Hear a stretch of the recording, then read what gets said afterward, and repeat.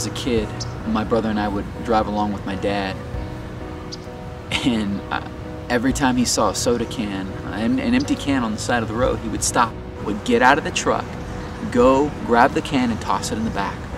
And then at the end of the month, he would take all these cans in and get them redeemed for what they were really worth. Because there's something that my dad saw that nobody else could see.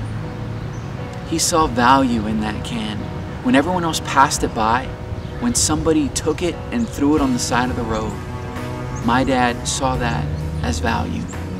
And our Father does the same thing. When we feel like we've been emptied out, when we feel like we got nothing left, our Father looks at us, and when everyone else has passed us by, He says, "You're worth something." I'll start with this. A year ago from today, I should say,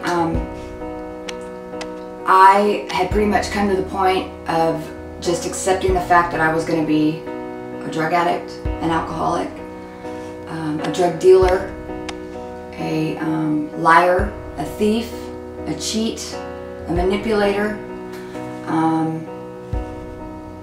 lost, basically lost. 26 years of addiction and alcoholism is where I was when I found myself on a jail cell, you know, on my knees asking God to remove the desire and the obsession to use and drink. When I was 4 years old, my brother died. When I was 14 years old, my father died. And when I was 21 years old, I buried my daughter. When I was 16 years old, my mom kicked me out and I was living on my own. I felt I had nobody. So when my daughter died, my whole world crashed. I lost my wife, I lost my daughter.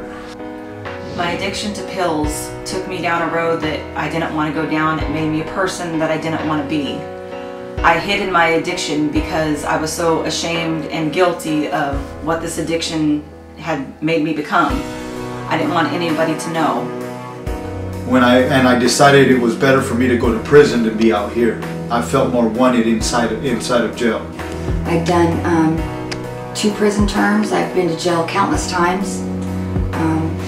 But this time I surrendered and I asked God to remove all those desires to participate in that lifestyle. And so when I finally made it to prison, the seed of the Lord had already been planted in me. And He had me into a corner where I had to make a decision. And it was either stay in prison and keep my life the way it is, or choose the Lord. And when I chose the Lord, I left the life that I had behind and I put it into the Lord's hands. And it was the scariest moment I ever had in my life. I left the prison cell, I left the yard with my knees buckling. But every step I took out of that prison yard, I felt strength poured into my life. I told our students, you watch me fall, watch me get back up. And as many people that want to write in my story, me and God get to write in my story. God gets to tell me I'm forgiven and that I'm redeemed. You know, I carried so much guilt and so much shame for so long, and that held me down for so long. And until I finally surrendered it all to God and asked Him to remove all that, He did. He finally did, and I'm so thankful to Him.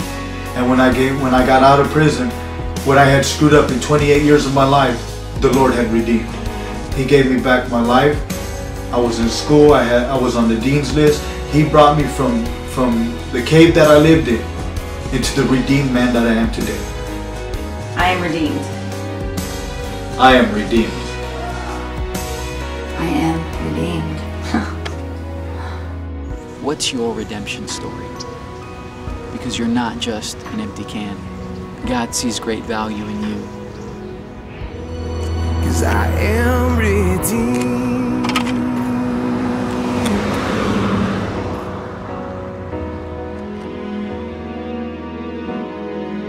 Thank God, redeemed.